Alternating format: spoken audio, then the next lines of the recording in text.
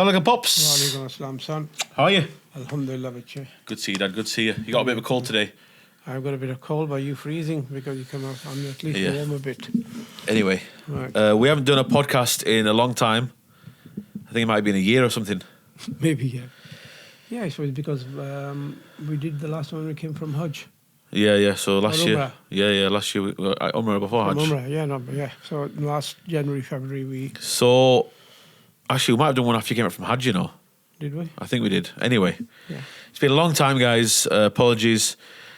I've not been in the right frame of mind to do a podcast, or as you guys might have noticed, I've not been on social media like I used to be. No more vlogs, no more anything. To be honest, completely off grid. I still go online and post things, but not my face, not speaking, not nothing personal. It's all just like sharing bits and bobs, but nothing's. I've had a really bad year last year. 2024 was my worst financial year probably ever, but definitely for a long time anyway. Just really, really bad. So thank God 2025 so far started off nicely. Hopefully it'll continue that way and get even better. So yeah, that's why I've not been online much, but hopefully I'm going to bring back the podcasts every week now, and I'll bring back the vlogs hopefully soon as well. You know, this whole TikTok era that we're in at the moment, unfortunately, brings a lot of people now where it's kind of watered down the stuff that I do. I know, not to blow my own trumpet, but I know that I was a pioneer in this whole industry, you know, the whole vlogging, podcasting, videoing, everything to do with this kind of stuff. I was one of the first. And, I kind of, now that I see everyone doing it, now obviously, the more the merrier, whatever, it's fine. But for me personally, the more people are doing it now, it's watered down. I lose my passion for it a little bit. I've lost my passion a little bit for creating content, and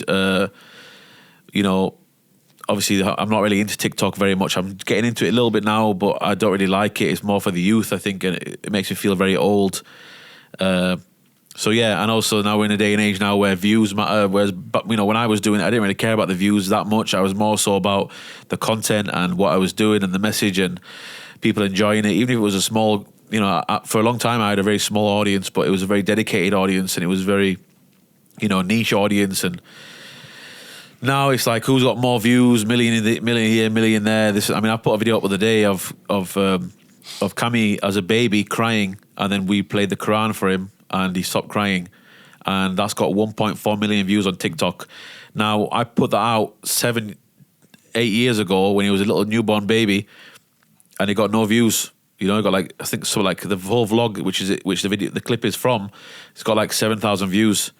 So how, when I posted it when it was actually live happening, it got 7,000 views, and then 8 years later I've posted the same clip on TikTok and it's got 1.4 million. I don't understand it, and I'm not a very theoretical. I think that's the right thing. I'm not a very theoretical person. I don't really understand things. I just do things. I don't know what the wording is for it, but for example, when I was younger, when I used to read a book, I didn't read the words. I looked at the pictures, and when I went to university to learn how to be a videographer, I just picked up a camera and learned it. I didn't look at the books. There's loads of things to do with cameras, like f-stop and aperture and this and that. I don't understand any of it, which would blow a lot of people's minds, that however I had a career in this industry, and I don't even understand how to set cameras and stuff like that, because I don't understand any technical aspects of things.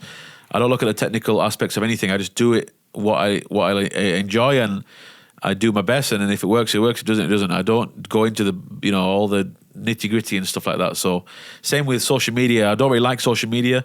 I like to create content. I like to post content.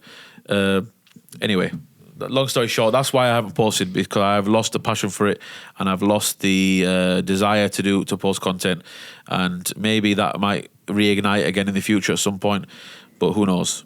Also, life gets in the way, and when you're young and free and single and fresh, you post content. When you're older and you've got a wife and kids and responsibilities and stress and all kinds of mad stuff going on, you don't really want to post content and nothing to post about and stuff like that. Plus, obviously, as you guys know, I came from the high life to the low life to now that I call this the low life point of my life at the moment. What am I going to post about? Where I used to post about high life and stuff like that. So anyway, that's it, Dad. Anything you want to say before I've got other stuff to talk about? Anything you want to say? No. There's a difference as well of the two countries. Yeah. Dubai, the weather makes a big difference as well. The hot weather, Palm the trees, sunshine, atmosphere. So that affects your mood differently. And when you're in a cold country, it's not that scenic. It's not that buzzing place and stuff like that. The Dubai is or has been. I don't know if it still is. I think it's getting down a little bit. It's a different. I think different things and different mood swings of people. It affects differently. So you do things differently over there. They do things over here. So that might be the reason. And also, although you were working over there, but you didn't have to work that hard to make the life you made for yourself. And over here, for the same kind of luxuries, you have to do double or triple the work, and still it doesn't compare to what you had over there. So I can understand where you're coming from. Yep. But the one thing I'm very proud of is that the level of adjustment you make wherever you are, that is a credit to you, because life throws you all sorts of curveballs. It's just how you handle it, and you handled it well in future, and you're still doing it very well. So that's very good. Appreciate it, Pops. This is more of this podcast is going to be more of appreciation for you though than me, to be honest, because I wanted to delve into a few things in the podcast, but I'm trying to do it. See, I haven't got, as you guys can see, I haven't got a list of things I want to talk about. It's always in my head. When I'm driving over to my dad's house, I want to talk about this today, I want to talk about that today, and I try and get them out in the podcast, but in a natural way. And sometimes I veer off a little bit, and sometimes I forget what I was going to say. But so. Firstly, you mentioned how Dubai's gone down a little bit. Yeah. That's sad to see. First of all, guys, I just want to say, very, very sad to see from my point of view. I've been to Dubai recently with DXB Perfume. I work with them at the moment. If you don't know who they are, check them out on Instagram. They local company, but they do UK distribution for big perfume brands from Dubai. So we go to Dubai every few months together, and we do lots of content over there. So I've been recently, and it's completely changed, man. And it's so sad to see how much Dubai is now it's like, the way I describe it is like, maybe 20 years ago, Spain was like the go-to place for the Brits. And then now Spain is being trashed. And even now at the moment, there's something going on where the Spanish people are saying, get out of our country, aren't they? And they're saying, get lost. And there's a lot of stuff going crazy. A lot of people who bought houses there and lived there. Some of them wasn't done properly. They were sold to them. Yeah. That wasn't legally maybe. At that time, the sales of houses were going on and everybody's buying them. Yeah. Some of the properties are sold, either was built on illegal land or they didn't have the proper paperwork done and everything. So a lot of people have lost a lot of money as well. Yeah. Obviously, your grandfather also came back knowing what's going on because he had a very good villa over there as well. But when he found out that things were going years ago, that was about 10 years ago, when he found out that things are going downhill, he packed up and came back. But at one point when I went down there, he was very proudly telling me, a kind of sarcastic way. I mean, I don't know what he was doing it to me for. He said, oh, people come here for holiday. I live here. Oh, okay. And then 10 years later, he came back and he had to buy a flat here, come out from a villa in Putsi somewhere. He had... That's my mum's dad, by the way, but I was speaking about. But he was an absent father for my mum when she was growing up, so it's all a bit of a mixture of a story and stuff. But yeah, he was a bit of a wheeler dealer gangster kind of guy in the UK, and he moved to Spain, lived in a big, massive villa over there for a few years, and Oh, he was definitely a gangster, and I didn't know anything about him until one day I was in my shop and he walked in. And I used to know this guy, carpet fitter. He was buying something from my shop, and he ran and hid behind the counter. So when Harry had some conversation with me and walked out to the shop, and I said, what are you doing? Why are you hiding? He said, oh, he's a gangster, and I know he can beat people up and all that, carry on. And I said, he's my father-in-law. Harry was a funny guy. Yeah. I didn't know of him until I was about 8-9 years old. He used to own a couple of nightclubs in Bradford at one point. And Leeds as well, yeah. Leeds as well, but mainly in Bradford, yeah. Anyway, he's dead now, and he wasn't a very good guy to my mum and stuff. So I don't really look at him like a grandfather. You know, I don't think of him as a grandfather. Just a guy, you know. Yeah.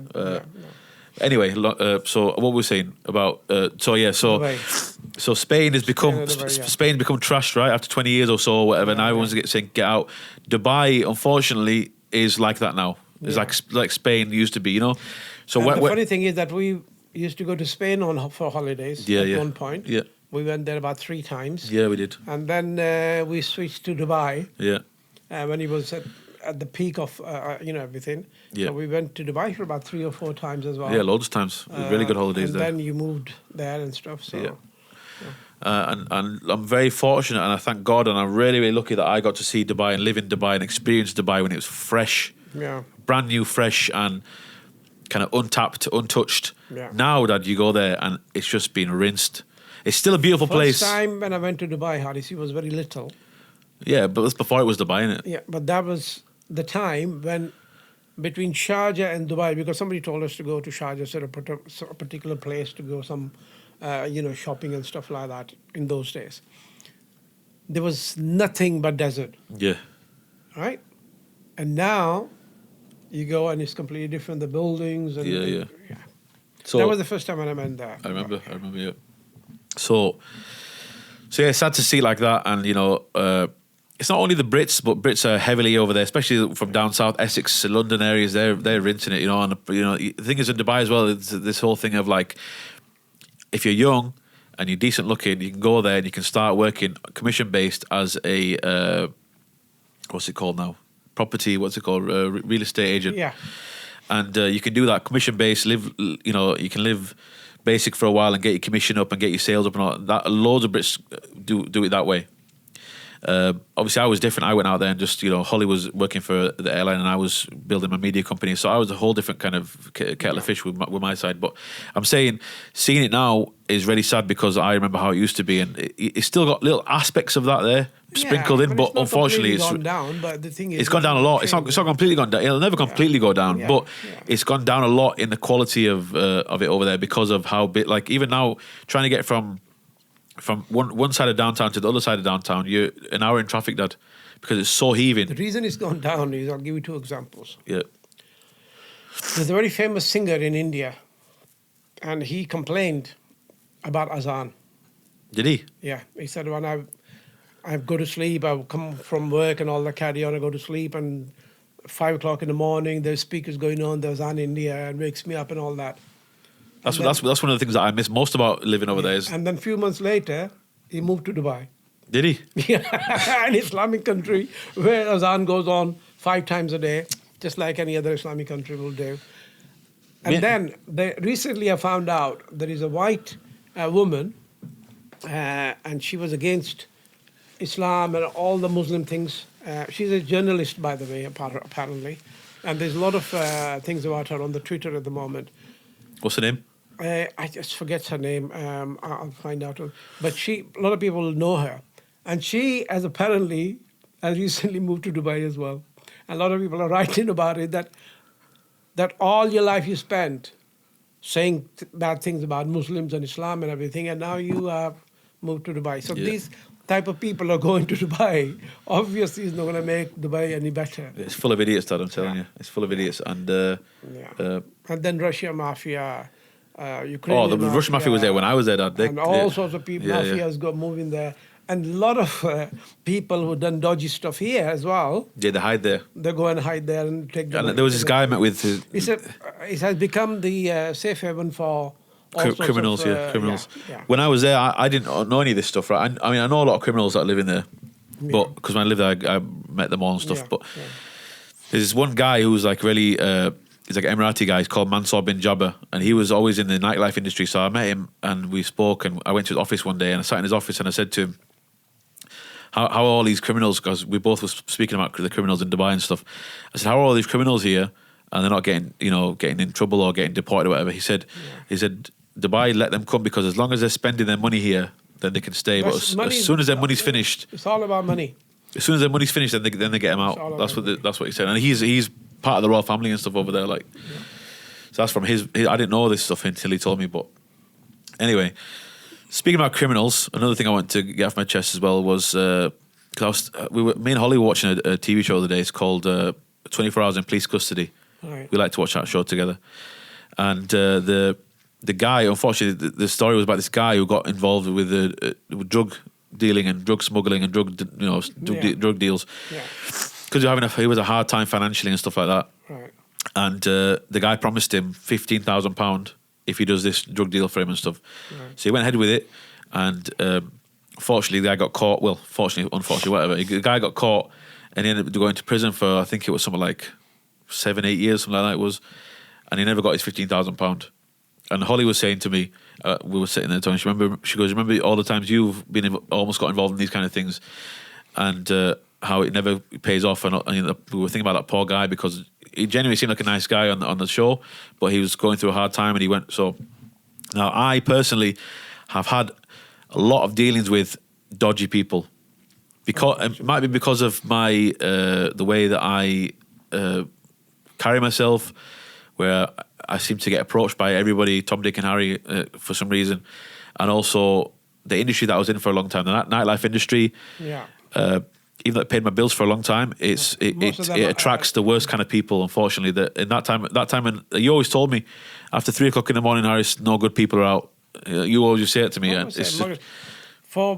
In Islam, it tells you clearly, especially for women and men as well, Maghrib is the time when all the women should be in their houses, unless they're working and some other reasons and stuff like that. And also there should be, I used to give you the Isha time. Yeah. You got to be home before Isha, because all the bad things happen in the middle of the night in certain, not in all the countries, but majority of places. Especially UK, where I've seen my fair share of crazy stuff happening at that time as well. Because when you say it to me, it's like, I've got to go to work, Dad, but I used to go to work, and then, anyway, so my appreciation to you is because Holly said to me that you had so many opportunities to do all the, like, even just on one of my last trips to Dubai, I got offered to do some money laundering. And then, another trip I went to, I got offered to do drug dealing, drug smuggling, fraud, scams, this, that, crypto scams, all this stuff. Every month or so, a few months, it feels like I'm getting approached by different people to do this, and I stay away from all of it because of you and Mum. That's the only reason. I even said to Holly, like, I don't know what kept me away from it, because the amount of money that I've been offered for each of these things to do is like money that would be life-changing money, do you know what I mean? So it's like, the only reason that I haven't gone ahead and done these things is because of you and Mum and the way you've brought me up and stuff like that. So you might have, flopped in some areas with me, like I'm not the perfect person, but you did a good job with me deep down, because at that time when it happens, you're not very happy, to be honest with you. Like, for example, you will ring me and say, Dad, there is this investment opportunity in Dubai, and this guy is doing this, and all that. It's only cost £20,000 or £50,000, and if we do that, we'll do that. And I think about it, and I tell you, no. And you don't like that. Because I know that when it sounds too good to be true, usually is it? Then it isn't true.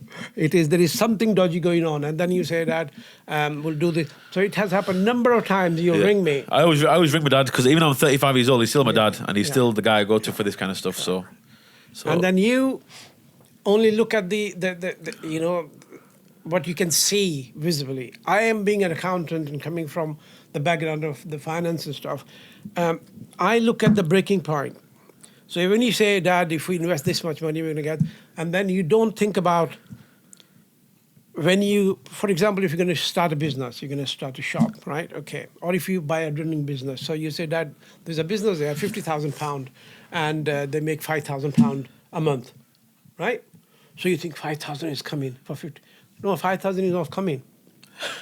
Because after that 5,000, you got to pay the rates, and you got to pay, you got to employ people, you got to pay them, you got to pay the tax at the end of the year. So if you take all that out, you might end up after a month with £1,500. Right? So if you and me are going into the business, that's 750 for you, 750 for me. What's that going to do? You understand? But you look at £5,000, Dad. It gives you 5,000. No, it doesn't really give you 5,000. Same way, my biggest issue with you till today is that every time you get a job, you say, Dad, I got this job, £5,000, right? And I'm going to do it. Okay, fine, son. But you're not getting 5,000. No, Dad, I'm getting 5,000. No, son, you're not getting 5,000. Because you're going to Dubai. You're going to buy the flights. You're going to go pay for the hotel. I'm not paying for the whole hotel. Right, okay, if they're not, then even then, if you go, 5,000, maybe £3,000 when we're talking about. So £3,000 you said I'm getting, and they're paying for the flights and paying for the hotel, right? But when you're there, they're not paying for the transport from hotel to wherever you're going to do. So you got to pay all those expenses.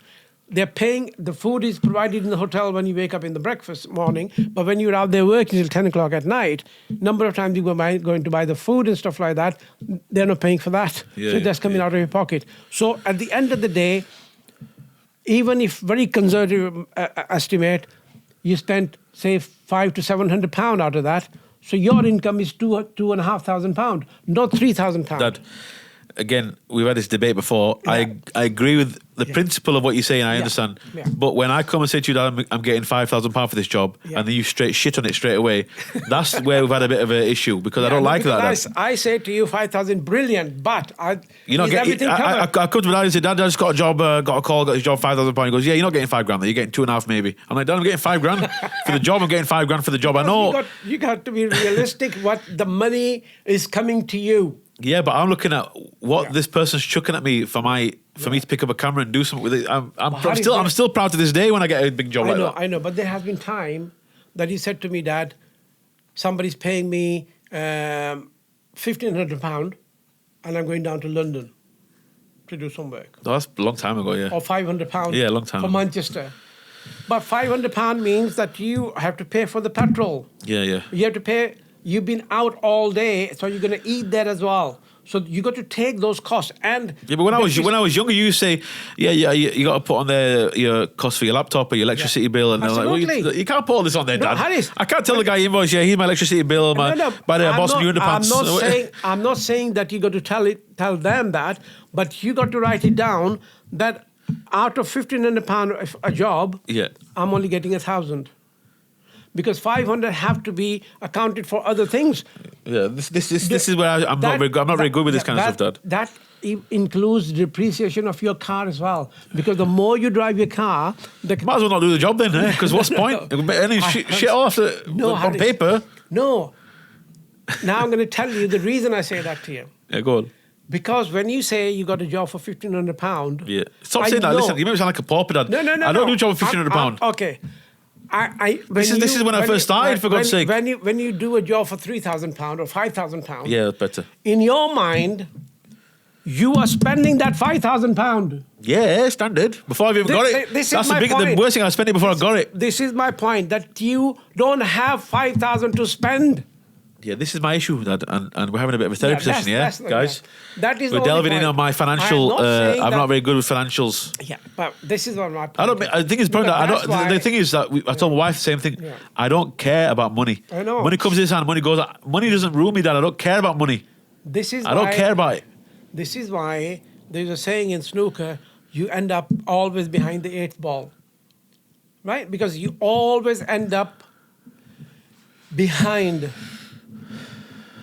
instead of being forward, right? It's never going to change, though. Even when you were in Dubai, with all that life as well, you still, astaghfirullah. I'm not saying for the people who can't manage their finances, stuff like that. You know what I hated all my life? Go on. The people who wait for the next month's wage. Right. I know, from example, I had one of my uncle passed away, God rest his soul. He didn't have a very good job or whatever, but still, even despite not having a very good job, he's a single person, not married, whatever. He was living with the family, so he doesn't have to pay for any rent, he doesn't have to pay for the electric or whatever, but still, he used to spend his wage in 15 to 16 days. Right. Then he would borrow from people. Yeah. Right? When the next month comes, half of his wage gone to people who he's borrowed from. So this vicious circle went on and on and on and on and on, right? I always have tried my best to stay within the limits of my income. right? So I don't have to borrow a penny from anybody.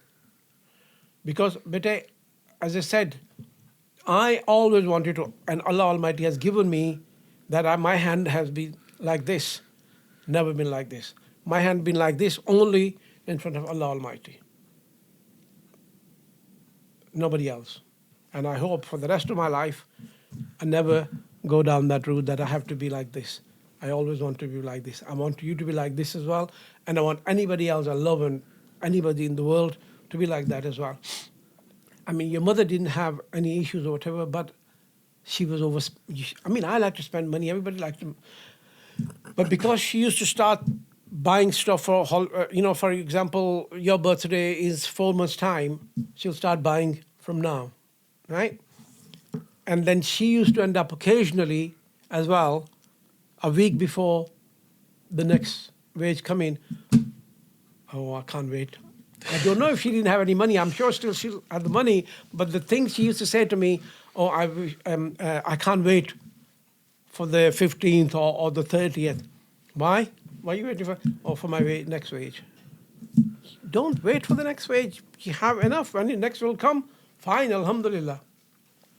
So this just, not everybody can do that, but just this is built in me. And for finances and everything, I always look. You was an accountant. That's kind of like you got an easy start there. You're an accountant, Dad. Yeah, but the thing is that you still have to in your. I mean, I don't sit down and write a pen and paper that every penny I'm going to do, but I have a general idea of what I'm going to spend, and what is coming in, what is going out. This is why in my retirement now, I'm absolutely happy with my retirement. I'm happy for you, Pops. And everything is, I have no worries, no issues and problems like that. House is paid for completely. My car is cash, not on installments. So nothing which is going to make me lose my sleep. That bill is going to turn up in the morning, what am I going to do about it? So thank God for that. I don't lose my sleep on that. Speaking of which, another thing, I don't think I ever mentioned this before, guys, but I wanted to mention. I lived in Dubai for 5 years, and for all those 5 years, not once did a penny go in or out of my UK bank accounts. Yeah. So I didn't realise it. I was only young, stupid at the time. To be honest, you should have probably given me a heads up of this, Pops, really. Now we're talking about it. Harris. Hold on. Yeah. So I didn't realize, I'm just a kid. I moved to Dubai when I was just a kid. I didn't realise nothing. All right, my focus was on making it work out there. I wasn't thinking about the UK or coming back. When I finally came back, because I wanted to be around my family, I want my young babies to be around their grandparents and their aunties and uncles, all this kind of stuff, and then with their cousins and everything, like a normal family should be. I came back, and it's like I'd been dead or in the prison because I couldn't get anything. I couldn't do anything. Right, Don't matter how much money I got, cash. I can't get any credit. I can't get a phone contract. I can't rent a property. I can't get a car on finance. Yeah. I can't, do monthly installments for anything. Yeah. Zilch. So it's like you didn't have no history here. Yeah. So I had after like, I don't know how long it is after, but basically I've been gone for 5 years. I've been wiped off every system in the UK. Okay. So just to rent a small basic property in the UK, I had to get my dad to sign. What's it called? You become a what? Guarantor. Guarantor, yeah. But that's become a guarantor. That's not the issue. The only issue is because I was working in Leeds City Council, the only thing disturbed me at that time was because they wanted my manager also his signature as well, which I didn't like. Okay. But apart from that, I mean, guarantee for you, obviously. Yeah, but that's what I'm saying. Like, my dad's always been there for me. Even my wife says this. Even my wife says that your dad's been there for you more than I've seen anybody. Like, a father should always be there for their kids anyway, but my dad's gone above and beyond, always. And I know I've always had that. I've always felt comfortable knowing that my dad's there for me. And I don't mean financially. I don't mean like I'm going to go rinse my dad of all his money. None of that rubbish. But he's always at the other end of the phone. That's yeah. Not only at the other end of the phone, but like always very reliable. He's a very reliable, strong guy. Like even if I just give him a phone call, and ask him for some advice. Even though I might not always like the advice he gives me, he always gives me the best advice that I need at the time. And I always later on say, my dad's always right. Even when, like, the day that I went to go meet Holly who's now my wife and the mother of my 3 children, the day that I went to go meet her, just to try and have a little bit of a fling and mess about with a young girl from Bradford. I didn't know who she was, right? My dad didn't know who she was. He said, "Don't go out in bad weather," and I had It was really bad. It was like a thunderstorm, windy, like really windy, really bad weather. I was thinking with my pants. I didn't care. I said, "I'm going." So I went and I crashed a car and I had to get towed by AA and all this big long story. And when I got home, I had like pneumonia and I was in bed for 3 days and all this stuff like that. And it's a funny story now to tell because my wife is, it's funny. But back then, again, it was one of those things where Dad's always right because he said, "Don't go out." You know what I mean? It's always been that way. My dad, in fact, I can't remember one moment where you've advised me and it hasn't been right. That's a funny thing. I don't remember one thing. So it's one of those things that I have to appreciate you, but I want to say thank you again, Dad. The sad thing about it, Dad. Yeah. The sad thing about it, I don't want to get emotional on the podcast, all right? I do my best not to get emotional. The sad thing about it is, no matter what I do, I'm never going to be able to repay you for everything you've done for me. Well, you don't repay your parents, son. Yeah, but You can. I feel like I want to like... But you can, and it's very easy. Yeah. How you can repay is, when I passed away, you read 2 Nafal for me. Why you always got to take it to religion, No, Dad? but this is how you repay your parents. Yeah, but... Like, I can't repay my parents. I can't repay my father because my father, the way he worked for all of 7 brothers and sisters and the food he brought to us and the luxuries he gave us and the life he gave us, I can't repay him either because when I came here, I did everything I could do. I did send money back home to him and I did all sorts of other things as well. I paid for his heart operation, brought him here in UK and he had a heart operation here and I paid for that. I had to borrow the money. I didn't have the money. I had to borrow money from bank. But that's nothing what he done for me, right? But what I am doing now, that I occasionally pay some money, maybe if it's £1 or £2 in a mosque in his name, and I pray for him 5 times in when I namaz. I pray for my parents, right?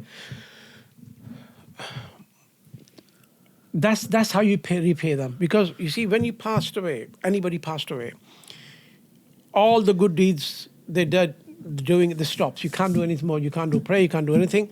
But 3 things you can leave behind, right? If you're a writer or whatever, you've written a good book which advises people. That is, and then the second thing is, if you have done donations and stuff like that, Sadaqah Jariyah is called Sadaqah Jariyah. You've done, like if you made a mosque or you can't, I mean, not everybody can make a mosque, but as you contributed to the building of a mosque, and the good children, good pious children leaving behind, who will occasionally, I'm not saying that you're going to spend, because you have your own children, your own life, you're going to be busy, but occasionally, I can't go to my parents' grave now because they're in Pakistan and I'm here. But I sit here and I pray for them. Over here, I have 3 people, my wife, my daughter, and my brother. And I go to their grave every single week.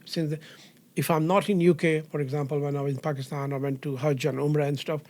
But if I'm here, hardly I missed last week. I didn't go because I wasn't feeling well. I got a bit of a cold.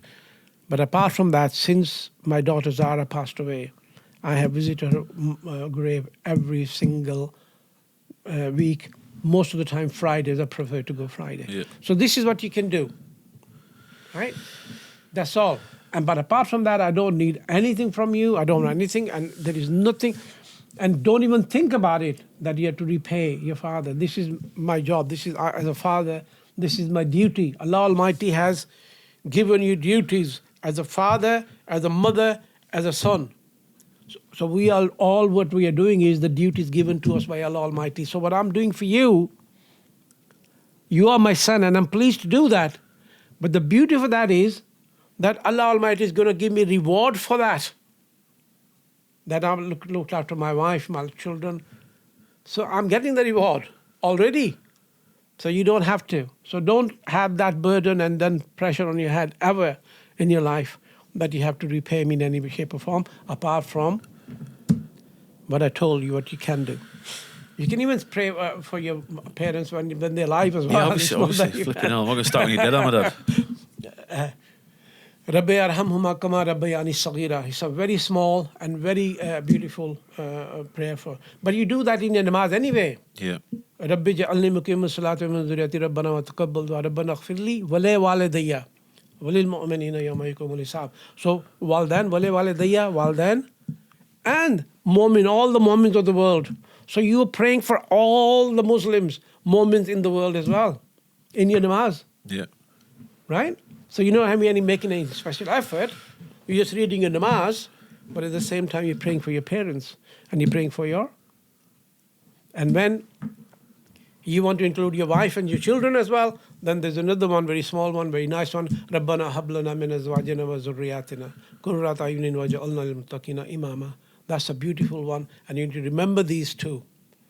And I told you, they are all available in that book I gave you. So remember these and do this every single time you do the prayer for your parents and for your children, for your wife. So this is all I expect from you, and this is all I need from you. Okay, Pops. All right, son? Right, so what was the next? Because this becomes a bit emotional, and so I can understand that. The next was, the rest. I think I should be wrapping up. To be honest with you, the rest of it's it was just going to be talking more about how the world's a bit upside down at the moment. It's been upside down for a long time, but it's really upside down at the moment. Like, that's life, son. If you but I don't think it's ever been this bloody bad. The world is like it's been bad all over all my life. About 35-year-old I am now, 36 this year. I don't remember the world ever being this flipping upside down, Dad. So it's just a bit crazy. And I personally, as well, another thing is, I have had a really good career spanning almost 20 years now. My career has been 18, 19 years I've been doing this. Mm-hmm. And this is the first time I actually feel lost in terms of my career. I'm very blessed and happy to be working with a good company at the moment. We get frequent trips to Dubai, which is always a buzz. Working with some good guys, I've worked with a lot of bad people over the years. These are good people I'm working with at the moment, so I'm happy to work with them. But, Alhamdulillah. But I still do feel like this is the first time where I've had no vision for the future. Yeah. I've always kind of had a vision for the future in the past. Like, this because is you always had the jobs lined up for next 6 months. Not only jobs, but like a plan for what I'm going to do and how I'm going to do it and where I'm going to go and how and all the contacts and everything. And everything seems different now. And like, for example, obviously moving back to the UK was a big mistake. To this day, I regret doing that. But I also believe in God, and I believe that God's got a plan for me, and everyone's got to go through ups and downs. And like we know, I came back and Mum passed away a year later, so I got that full year to be with her as much as possible. Whereas if I lived in Dubai, then I would not. I might have seen her one time in that whole year before she passed away. So everything happens for a reason, and everything's written and all that. They say it's all written before you're born and all this stuff, right? So I don't know what the heck I've got in my future. All I know is I've had a really good past, and I live in the past. Unfortunately, I'm the kind of person I live in the past, and until something better comes, it's going to be very difficult for me to not live in the past. But like things like knowing that I'm meant for something bigger is a big burden for me every day. I'm meant for something bigger. I'm capable of something bigger. I've done unbelievable things in my life and in my career, and now I feel like I'm not going through what I should be going. I'm not where I should be. You know what I mean? And the thing is that you have the proof of all that as well. All those things, all those people you met, all the famous people, all the shit, things moved around and all. You got the proof because you filmed all those. It doesn't mean nothing though. That look, it doesn't mean nothing. Yeah, but I mean, the thing is, Harris, whatever is meant for you is going to come to you. Nobody can stop it. And then on the other hand, you can try as hard as you can, and if it's not meant for you, it won't. Now the thing is that after Dubai, the Saudi Arabia is at the moment all the buzz about Saudi Arabia. Yeah, I've got a lot of contacts in Saudi. I've got a lot of contacts in Saudi Arabia. The problem I've got is I have got a wife and 3 children. You can't leave them and go. And if I didn't have a wife and 3 children, I'd be living it up right now, no problem. Not only that, there are a lot of people who can do it. I couldn't do it, and I know you can't do it. A lot of people leave the wives and children behind and go and earn the crust. I know a lot of people. One of my nephews does that. I mean, he lives in different countries and works hard, and every 6 months or every year he goes and sees it. He got 3 boys and wife and stuff like that. Some people can do that. I couldn't have done that. I couldn't have left even. I can't and do it. I know you can't. So it's just Every day people tell me, say, "Oh, bro, go for 6 months and come back. 6 months, I'm not going to see my kids 6 months." People will do. If anybody will offer the amount of money you've been offered, it will just be on the next flight. I can't do it, Dad. I know that. We are not like that. People don't know this. Yeah. You know this. People don't know this. I have cut off all of my international work because I can't take it anymore. Flying frequently and being away from my wife and kids for more than a week, 2 weeks at a time. I can't do it anymore. It's killing me, Dad. I know. People see from the outside, they see, oh, he's flying here, he's flying there, he's staying in this hotel, staying in that hotel. Look at this guy filming this, filming that. I can't bear it when those nights when I'm in a hotel room by myself. I can't take it. Being away from my wife and kids, I can't do it. So my biggest regret in my life is that I had no intention of coming to UK. Yeah. My father made me. I was working in over there, and one evening I came home. My father said, "There's your passport, and here's your ticket, and you're flying tomorrow. And your brother in UK has arranged for you to go to university over there to complete your education." The place I was working, the manager over there next time came to the house and said to my dad, "I can double his whatever he's getting now." In those days, I was getting 5,000 rupees, and 5,000 rupees in. Is it $5 or something? No, 5,000 in those days. I'm talking about 1998. No, 1990. I was here. 85, 80, 1985, I think. Even before that, 1979, 80. I was in Pakistan, and that's when I was getting £5,000 a month. And he said, "I'll give him 10,000. But I said, "No, he needs to complete his education," so I came here. At that time, Uncle Irfan and his wife and children were living in the same house, my mom and dad and all that. Yeah. Then a few years later, Uncle Irfan decided to go to America. Yeah. I, at that time, was married, I had children. I got married, and I have you and Zara. I couldn't have gone back then. By marriage, the last few years, my father and my mother needed one of their boys to be there. And unfortunately, none of us were there. And my father, I don't know, in his, he wasn't well as well. I wish I was there to help him, to be with him. Sorry, Dad. But I wasn't able to. So this kind of thing can help you. And I'm very glad that you came back just before your mother passed away. And otherwise, I can't think how bad you would have felt if you would have been still in Dubai and your mother would have passed away here. So when the parents are old, you need to look after them and you need to be with them. That's when they need you. Because, you see, this amazes me that a parent, mother and father, can bring up 6, 7 children. And 6, 7 children can't bring up the parents when they're old. How tragic is that? Right? So anyway, I don't understand why we're going in those kind of emotional things as well. But yeah, so we love, this is hereditary from our family. My father was like that as well with his children. I was like that with mine, and you are like with yours. We are not built like that we can leave our family and go work in a different country or different city or different town or whatever. I mean, I wouldn't have even gone to London to work while my wife and my kids were here. Yeah. Let alone going to Dubai or America or Canada or somewhere else. But some people can do that. That's fine. I have no issue with them. People who can do better, we couldn't. So yeah, God bless you. And for that, inshallah, because that kind of feeling you have for your children and stuff, and for your wife and for your family, Allah will bless you, inshallah. And these things come and go. I mean, I struggled in all my life with different jobs, and what I've done in my life and stuff. So, and you've done plenty of things, and I'm amazed sometimes when I think back and think that you were a Santa one time, and you were a guy. What this guy called on the door? of the nightclub. Bouncer. Bouncer. You were a bouncer. Bloody hell.